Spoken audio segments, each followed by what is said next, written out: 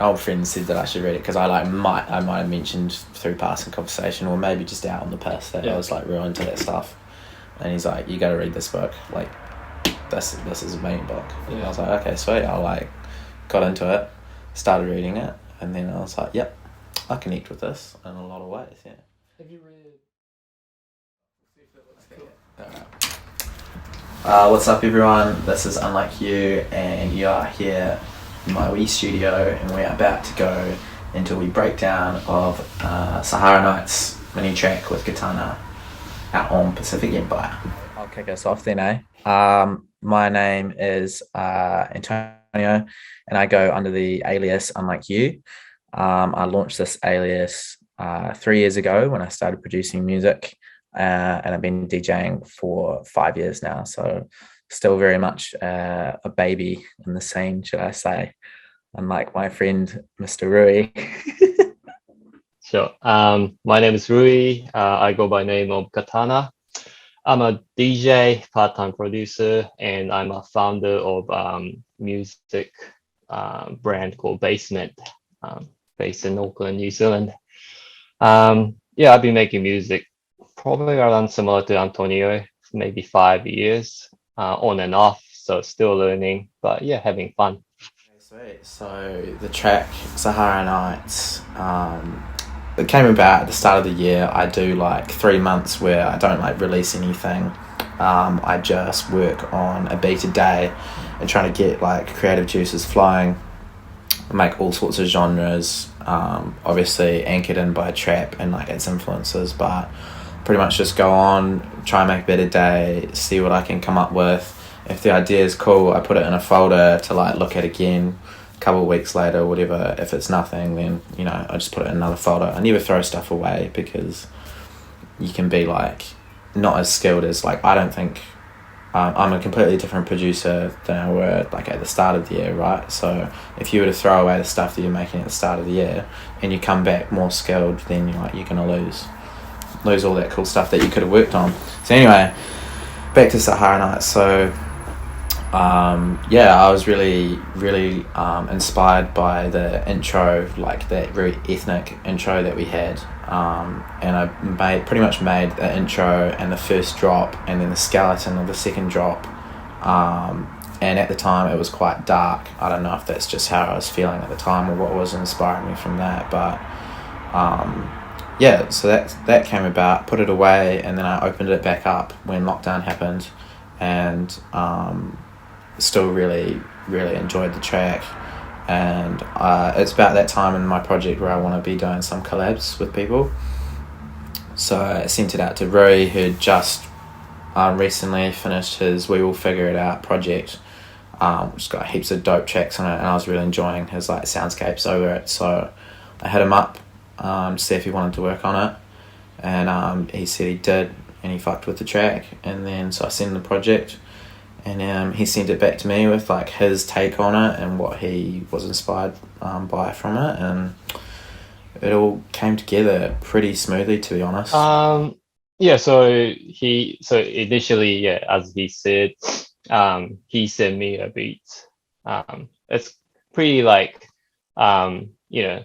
like it was intro, then drop, kind of like bit like, how do I describe? It's just like kind of a bit more like darker kind of vibe beats. And so he sent me through, and then I was like, oh cool, because there are lots of space to work on. So I was like, okay, I went 100 and then I sent it to him. and then he go back to me, it was a bit too much, so took things down and make it a little bit more audible for human ears. And So I am like definitely into my like self-development, and I think like as a musician and like a creative and someone that's in the arts, it was and still is a bit of a challenging time for us, especially in the industry, not really knowing like what sort of direction it's going in, and where we can go in the future with it. Like, is it a feasible thing? Like the efforts we're putting in, like where are we going to see ourselves in a good friend of mine actually suggested that I have a read of the book. It sort of opens up your ideas and a bit more, and your insights. And I guess, yeah, at the same time, I was working on the track. Sahara Nights, yeah, is, like I said, it's got quite an ethnic undertone, and it sort of was just a bit of a yeah, but it just clicked, and I was like, shit, why don't we keep reading this, take inspirations? And like in the book, he goes through like windy deserts and like the most like chaotic situations, and then at the very end, it's like all calm and it all like makes sense. And that's sort of the way I see the track as well. The first two drops are like hectic, like there's a lot going on, there's a lot of high energy, which I think is great. Both our brands, like, you know, the way we DJ as well, is really really good for that.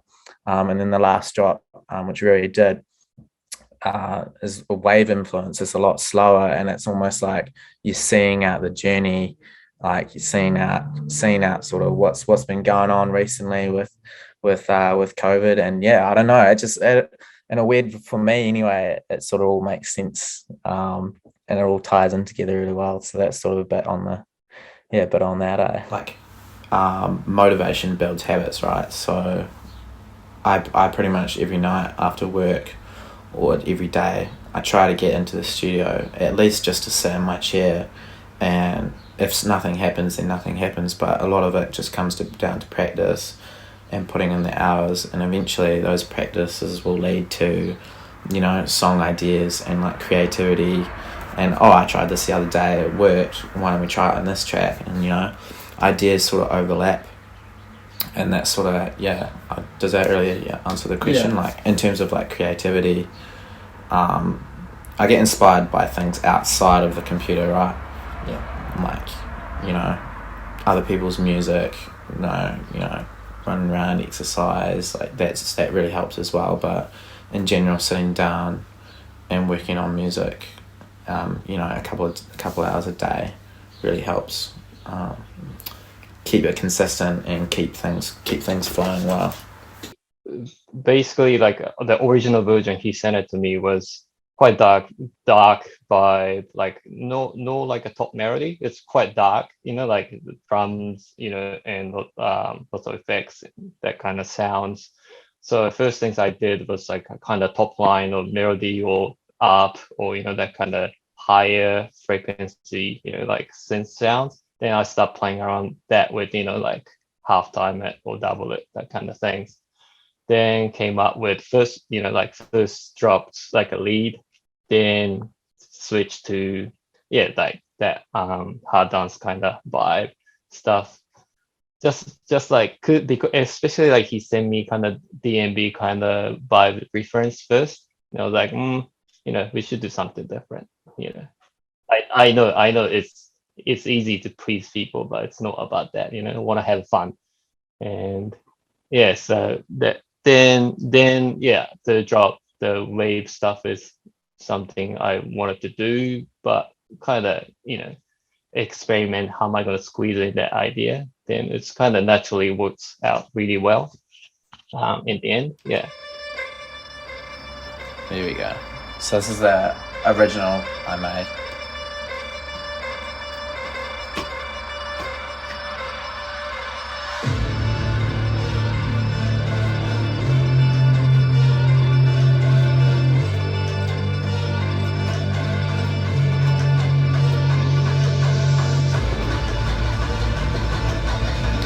So the idea is pretty much already there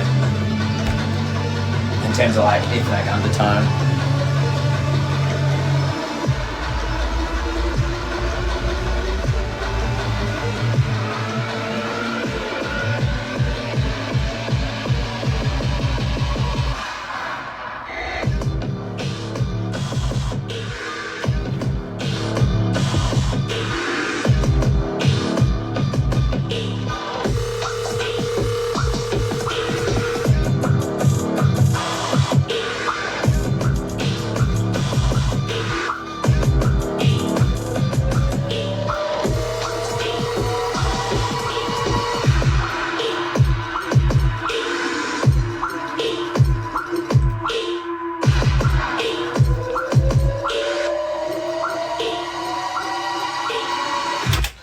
Yeah, that was the original. That was day one that I made that.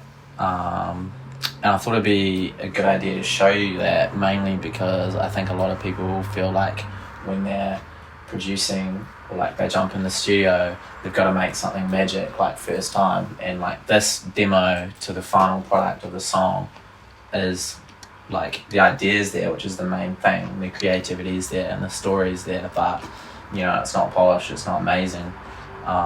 So it's good to show. I thought it was just good to show that. Maybe people get value from that, maybe not. So let's jump into the track, eh? So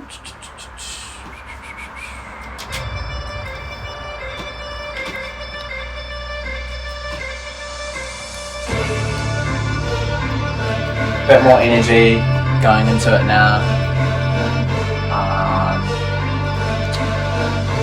This is where the top line comes in.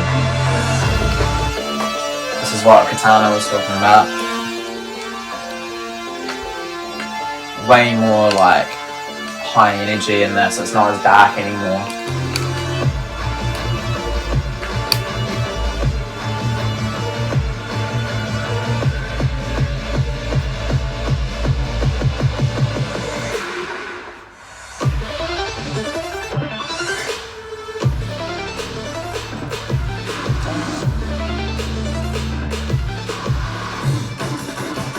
I suppose this would be a good point to talk about.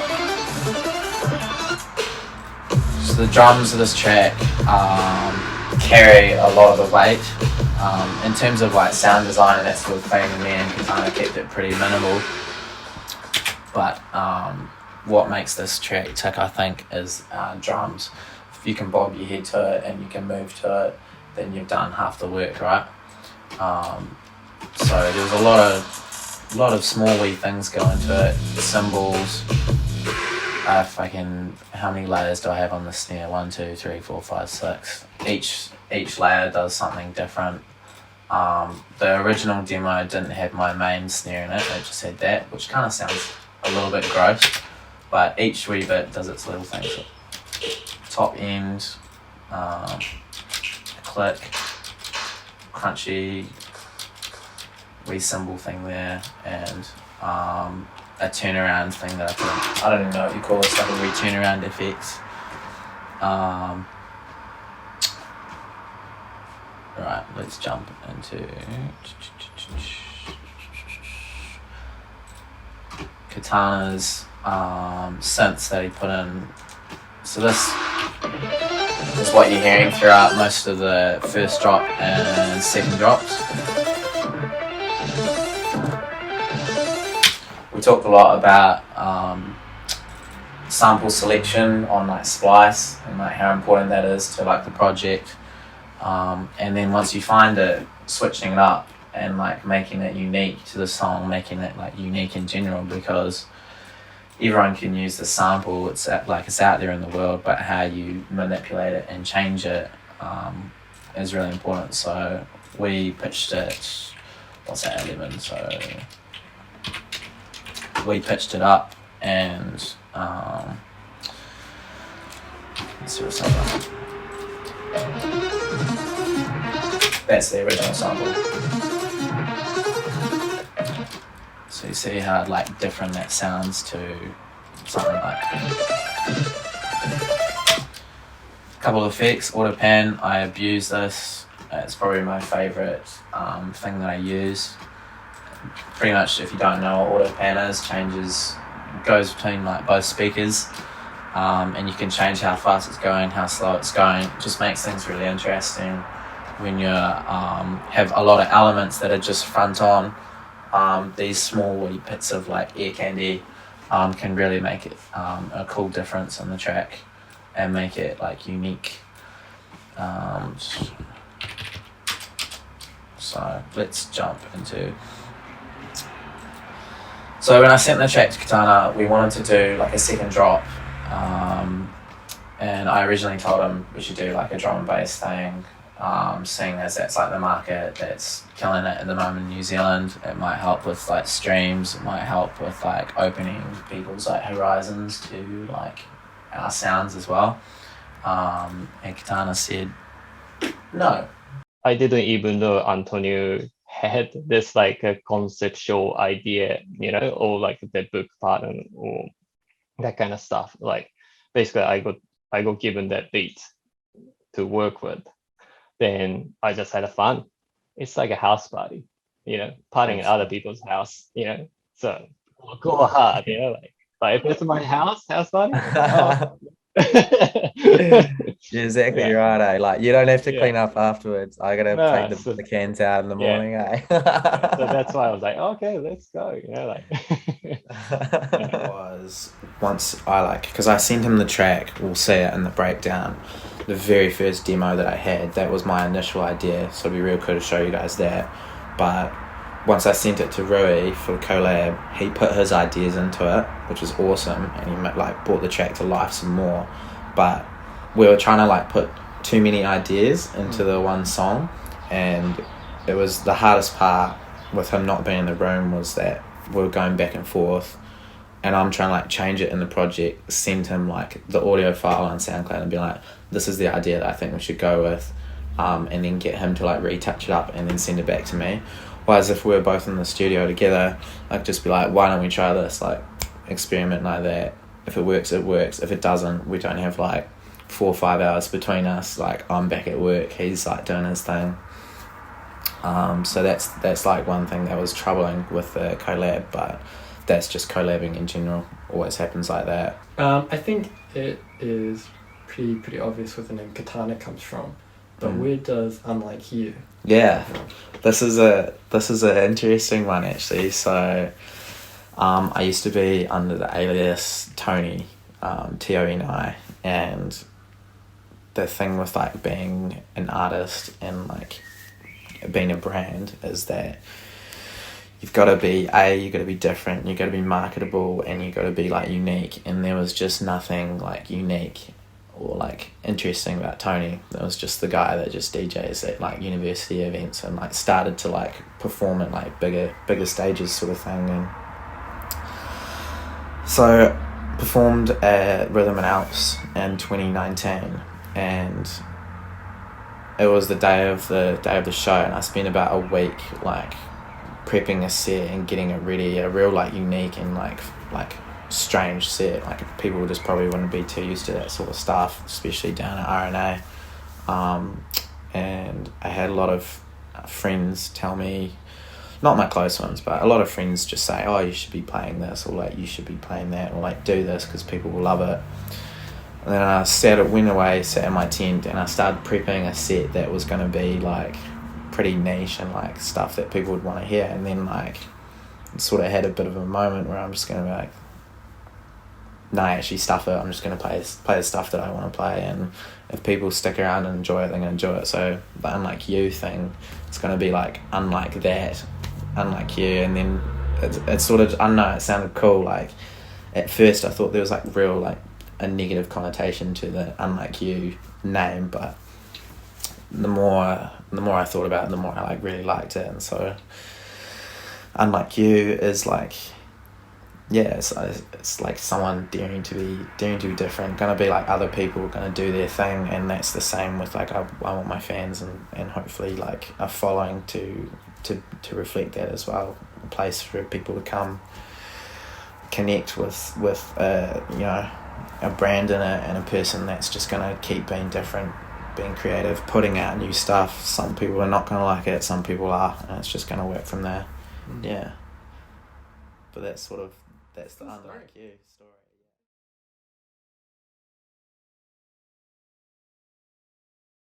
Hey, thanks for watching, and please check out our new song Sahara Night on all the digital streaming platform.